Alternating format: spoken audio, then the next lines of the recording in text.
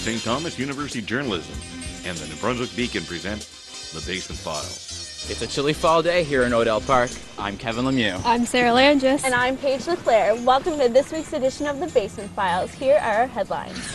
Today we look at a unique fundraiser that helps Fredericton's homeless. A viral video has taken over the web about Fredericton. We see what residents think of their capital city. With Halloween wrapping up, we see what kind of tricks and treats happen around the area. 12 Hours for the Homeless is an event that has the purpose of raising money and awareness for the underprivileged. Many participated on this cold night. Philip Drost has the story. It was a cold and wet night at Officer Square, as people of all ages got a little taste of what it was like to be homeless. Groups made cardboard shelters to sleep in during the night, but most of the shelters were soaked by morning. Though some people went home early, many stuck it out for the full 12 hours. Going down there to the house to sleep, we realized that the whole place was soaked up with water.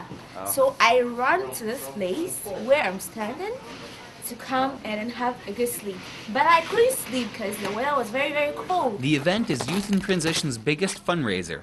The proceeds go to Chrysalis House, which is a place for women between the ages of 16 and 19 to stay when they don't have a place to call home. 12 Hours for the Homeless raises more than just money. The event helps raise awareness for the conditions faced by people who live without a roof over their head. Shelley White is a supervisor at Chrysalis House and has helped with the event for the past 4 years. The idea is supposed to be that once you get here, you're here for the night, you're participating, and you actually sort of experience what it is to be homeless by sleeping in shanties. As 6 o'clock rolled around, those that remained cleaned up what was left of the huts. Even a few snowflakes fell as people cleaned up after a night of homelessness at Officer Square. Though the annual fundraiser didn't bring out as many people as it usually does, people still got a feel of what it was like to be homeless. For St. Thomas Journalism, I'm Philip Drost. Here's another story on the 12-hour fundraiser. Scott Hem reports on why some people give up their Saturday nights. It's an event that seems to get bigger every year and attract all types of people, with all the proceeds going towards the Chrysalis House. From the St. Thomas women's basketball team to local social development workers, everybody at this event is finding unique and fun ways to deal with living in a cardboard box for 12 hours. With a clear message to the public, Fredericton social development came for more than just the obvious reasons. Stephanie McCachran, leader of the associated group Boxed In, explains. You know what I mean? It's just something it's in our own community and serving the youth that are in need, and they're working on looking at trying to implement a male housing situation that Chrysalis House will oversee. They have the expertise on it, so that's great that in the next few years, hopefully they'll have a option for young males in the city. So. As much of a problem as the rain ended up being, one person still continued strong through the night through the rain for one particular reason, is something that happened long ago. Mena Leroux is a teaching assistant at Leo Hayes High School and part of a weekly worshiping group. 2 years ago, we took in a girl who was 19 and homeless, and she stayed with us just sort of like jonesing from the hard drugs for about 2 weeks, and she had come from the Chrysalis House. The girl has since turned her life around completely. This story was one of several touching stories from people who gave up their Saturday night. For Stu Journalism, I'm Scott Hems. Directors of a local Fredericton gallery realize that the prospect of stepping through their doors can be an intimidating one. That's why they decided to rebrand themselves. Tess Allen has the story. It's the only one of its kind in Fredericton, and now its name will reflect that. Directors of the Downtown Art Gallery, formerly known as Gallery Connection, are giving their name and focus a facelift. The gallery is currently being rebranded as Connection Artist Run Center. A change Executive Director John Edward Cushney hopes will paint a better picture of what it has to offer to the Fredericton community. We are an artist run center, and that is distinct from a gallery. We have a gallery, and we do exhibit artwork. But an artist run center is it's an actual designation. There's quite a number of them across Canada, something between 100 and 200 of them. And all of us as artist run centers have a specific mandate to promote contemporary art and to act as a community hub for artists and for people interested in art. An artist-run center is an artist-initiated and managed art institution that lacks many of the traits of a commercial gallery. Most recently, Connection Artist-Run Center presented the works of Halifax visual artist Chris Foster in an exhibit called Frontiers in Real Estate. Artist-run centers are also known to present other public events like lectures, performances, and screenings.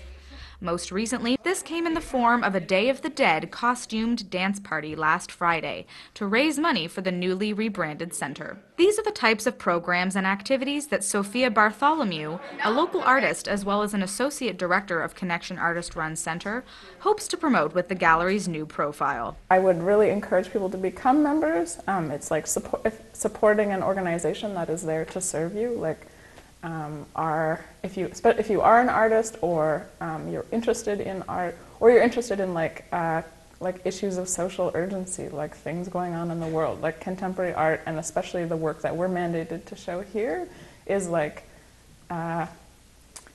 somehow socially or politically involved. And so there's the work, but part of what the center does is create discussion around work and around the issues that the work is dealing with. Fredericton art lovers, young and old, are encouraged to sign up for a membership at Connection Artist Run Center. While the regular fee is $30 per year, students get in for just $15. For Stu Journalism, I'm Tess Allen. The UNB dance team will be putting on their annual show on November 17th. The show, entitled Girl Hold My Earrings, has a hip-hop feel. On top of hip-hop, jazz, and contemporary numbers, local b-boys and beatboxers will be performing. The show takes place at the Richard Curry Center at 2 p.m. Cineplex is open in Regent Mall this week, and with it comes some changes for moviegoers. Danielle Delalio has the story. Empire Theaters began making the switch to Cineplex earlier last week, closing Wednesday and Thursday to start the changes. Cineplex will keep ticket prices the same and will continue offering Tuesday night cheap nights. They also will be honoring Empire Theaters gift cards for up to 6 months, which is an advantage for students like Emily Taylor, who is studying kinesiology at UNB. If my gift cards weren't going to be able to be used, like with Cineplex anymore, then that would kind of suck, because I'm assuming they were selling gift cards up until the day that they closed. So then everybody who got one then is going to be out of luck. But I guess that they're going to still be accepting them until, what, 6 months? 6 months, yeah. That's fine. I mean, can't really complain about that. Avid moviegoers like Derek Toner are excited for some of the new offers that Cineplex has in store. They're starting with this new scene card. When you sign up for it, you get 250 points automatically, and every movie you go to see, you get 100 points on top of it, and once you get 1,000 points, you get to go for a free movie. So that's going to work out pretty well, I think. I won't. In June of 2013, Empire Theaters announced they have been bought out by Cineplex. On whether this change is good or bad is up to the moviegoer. This is Danielle Delalio reporting for Stu Journalism. After almost a decade, Canada's national sport is returning to New Brunswick with some committed players. This week, they're proving that they have what it takes to compete against the rest of Atlantic Canada. Corey Robichaud has the story. Recently, Fredericton locals were given the chance to see a preview of more to come as our own Fredericton Lacrosse Club clashed with Mount Allison's lacrosse team in an exhibition match meant to draw attention to the sport.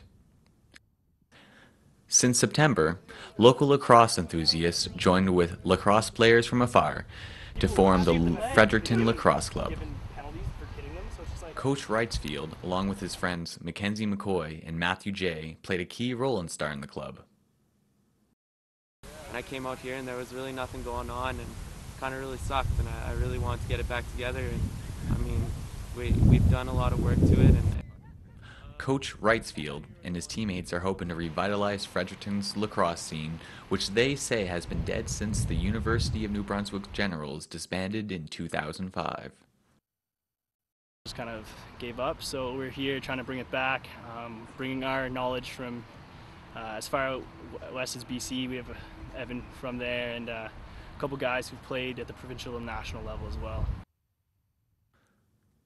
The Fredericton Lacrosse Club began with only a handful of players and has since expanded to new heights and now boasts over 40 members. We got a lot of guys to come just from St. John as well. We started messaging people on Facebook. We even used that spotted at UNB to give us a shout out, and then just from people we know in the area, and people saw it on Facebook or see the event shared and was like, oh, I used to play, like, how can I get involved? So that's how we got that. Originally, lacrosse was invented by Native Americans and began as a sport played in preparation for war. And instead of the balls we know today, lacrosse was originally played with skulls. Later, lacrosse split into two different types: outdoor lacrosse, which is played in a field, and box lacrosse, which is played in a rink. Currently, its appeal has spread internationally, and today countries all over the world compete with their own national team. If all goes according to plan, and the Fredericton Lacrosse Club can draw enough interest, then they will be able to join the Outdoor Maritime League next year and revive the UNB Generals once more to compete in the spring season. Until then, the Fredericton Lacrosse Club will have to settle with indoor lacrosse, which is why they are in the midst of training to enter an American tournament this winter. This is Corey Robichaud reporting for St. Thomas Journalism. Hey Paige, have you heard of the dangers of Halloween? No, what are they? Local schools are trying to stress to students the importance of Halloween safety. Things like mats that don't impair vision and adults staying with young children are some ways to keep them out of harm. Ashley Egner reports. Children fill the streets on Halloween each year on one mission: for candy. Many steps should be taken to ensure their safety. Teachers are doing their part to prepare their students with tips for trick-or-treating. Grade 4 student Jessie Ames explains what she's learned in class for staying safe. My teachers taught me to never cross the road without looking, because cars could be coming and then they might not see you. Wearing reflectors or glow sticks help trick-or-treaters make their presence known when it gets dark. 4-year-old Jackson Smith says his daycare told him to let parents check his candy before digging in. Don't go across the road without looking. What do they say Mommy and Daddy are supposed to do with your candy before you get to eat it? Look, see if it's good first. Trick or treat! Hello. Happy Halloween. Thank you. It's not just trick-or-treaters that need to be extra cautious on this dark and rainy Halloween night. Motorists should maintain low speeds and be on high alert for the little ghosts and goblins making their rounds to fill their treat bags. Ashley Egner, Stu Journalism. This Halloween, it's not just kids going from door to door. St. Thomas University students are going around the Fredericton area to make a difference in their community. Nicole Monroe reports. The annual Night of Giving has a different meaning to those that are too old for trick-or-treating. Trick or treat! Hi, we're from St. Thomas and we're collecting non-perishable food items for the food bank. Trick or Eat campaigns across North America to raise money and collect food items for those in need. St. Thomas University Activities Coordinator Ben Lord comments on students reliving their childhood while helping others. It's a lot of fun. Like dressing up and going out trick-or-treating. Like I loved that as a kid, and all of a sudden you're too old for it. And you're like, well, what do I do with my Halloween evening? Now you get to dress up like a lumberjack and you can go door to door trick-or-eating. Like how great is that? You feed people, you help people, it's great. The turnout for Trick or Eat at Stu was so overwhelming extra routes had to be made. Stu student Chelsea Bringlow participated in her second Trick or Eat this year to support the cause. I decided to participate in Trick or Eat because I wanted to help people out and I understand the true value of food and the meaning of it. With nearly 3.9 million people experiencing food insecurity across Canada, students participating understand the importance of the campaign. Among the traditional candy and trick-or-treaters, dressed-up university students were welcomed by the community. Thank you! Thank you very much!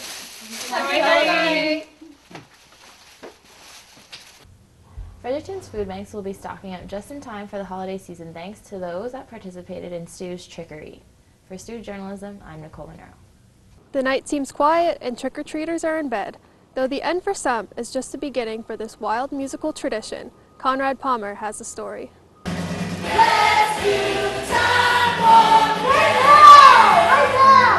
The Time Warp is a famous song from the Rocky Horror Picture Show. The Fredericton Playhouse had a midnight showing on Halloween. Fans dressed up as the kooky characters and danced the night away to this interactive movie. The tradition continues because of the fans' love. They were happy to finally have the celebration in Fredericton. Abby Mulholland and Kayla McKinnon have an idea of the musical's appeal. It's a classic. It's got good music, good, well, somewhat good acting, but it's just a good storyline and cheesy lights. Yeah, Cheesy exactly. lasers. It's so cheesy that you just have to love it. The tradition started as a midnight movie in 1976 and quickly evolved into the crazy mess we see today. It isn't just a screening anymore. The die-hard cult fans have turned it into a celebration. The Playhouse held a pre-show for drinks, trivia, a costume contest, and a teaching of the time warp dance. The Rocky Horror Picture Show is the longest-running midnight movie and the first of its kind with audience interaction. Tim Yerxa, executive director, brought the tradition to the Playhouse for the first time. When I was at university at UMB, they used to screen it at Tilly Hall, and I think while I was at university, they actually banned it, and I'm not sure that they've done it since, because it's pretty crazy and it has a crazy reputation, but we're up for it, so yeah. It was the first time in a long time that this cult classic was in Fredericton, but it should be easy to stay with its constant popularity. I think people would probably someday like to see someone produce a version of the Rocky Horror Show, but for now, we'll stick with the film and all the craziness that comes with it. The interactive showing is filled with tons of gags, just like this one. If you've never seen Rocky Horror in a theater before, this red V shows that you're a virgin of the crowd. For Stu Journalism, I'm Conrad Palmer. As the Halloween candy is being put away, the Christmas spirit's well underway. Wait, guys. Guess what the ghost said to Santa Claus? What? I'll have a boo Christmas without you. Isn't it funny? Just roll the clip. The Fredericton Exhibition hosted the annual Christmas Arts and Crafts Market November 1st, 2nd, and 3rd. Vendors from around the Maritimes displayed their handmade goods, from sweets to decorations and live weaving. Over 70 booths filled the arena. After 39 years, it still gets a big crowd. The next craft sale will take place December 6th to the 8th. It's the one place you need to be on a Saturday morning. The Boyce Farmers Market provides a variety of produce as well as personal stories. Kirsten Schlutt takes us on a tour of the market. Evelyn Fillmore used to sell handmade teddy bears at Fredericton Boyce Farmers Market. But now she's selling her book. Fillmore wrote about all the stories she witnessed during her 12 years as the market's manager. I like the excitement of the morning. I like the sound of the crowd. I like that energy that's generated here. That's and the people that you get to meet. That's the good part about the market. Norma and Heidi Evans and George Murnahan just returned from Rwanda. The three Fredericton residents hope to find their perfect pumpkin while buying groceries. Vendors offer everything from artwork to honey to sausages.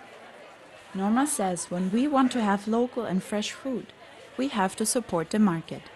We need to have access to produce and meats that are raised locally, that don't have to have that long shipping process, and that affects the quality of what you eat in the end if it has to come halfway around the world. Norma, Heidi's and George's pumpkin hunt ends at a live auction with proceeds going to Ability New Brunswick. Norma and Heidi fell in love with the haunted house pumpkin.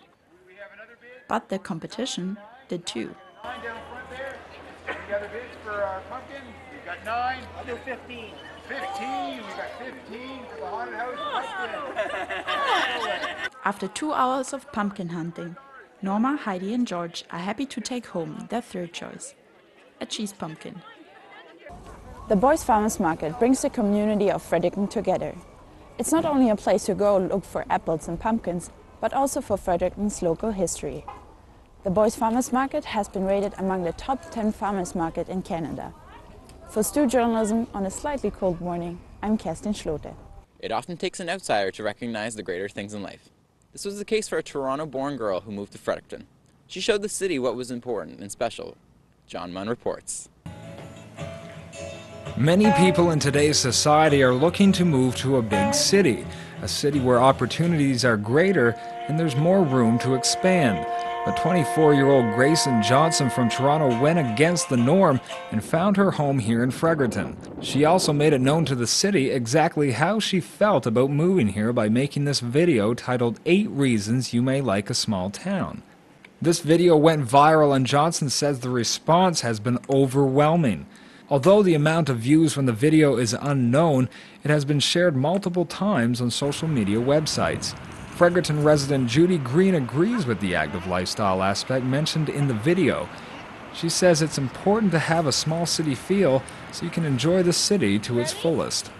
I think here what stands out is that you have that freedom to come out and enjoy yourself with your pet.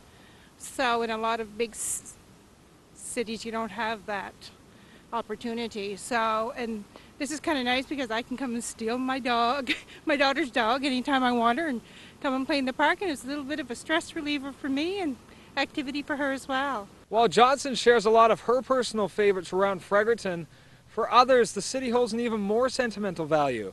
University student Selena Zeffirino has a place just like that. It's beautiful here, and there's a lot of places I love, and the bridge is my favorite. The walking bridge down by the water is so beautiful. That's where I got engaged, and it has a lot of meaning to me, and yeah, everything about this community and all the aspects of it I love. Johnson's video also took notice of downtown Fredericton, touching on things from architecture to small local businesses. Marketing and Communications Director for downtown Fredericton, Shasta Stairs, says the video truly exemplified the importance of a local feel. Everything is so easily accessible, you know, and it's very pedestrian friendly, which is something that's important to me. You know, like we can do and support all of our local businesses, which again is important to me as a consumer and a citizen. So it's easy for me to access all of our local portals. And Johnson's video can be found on her blog, Another Place for Me, where she has multiple videos of her time in the Fredericton area. For Stu Journalism, I'm John Munn. Well guys, this wraps up this week's edition of the Basement Files. Make sure you tune in 2 weeks' time for new stories. Until then, check out nbbeacon.ca for more stories. For Stu Journalism, I'm Kevin Lemieux. I'm Sarah Langis. And I'm Paige LeClaire.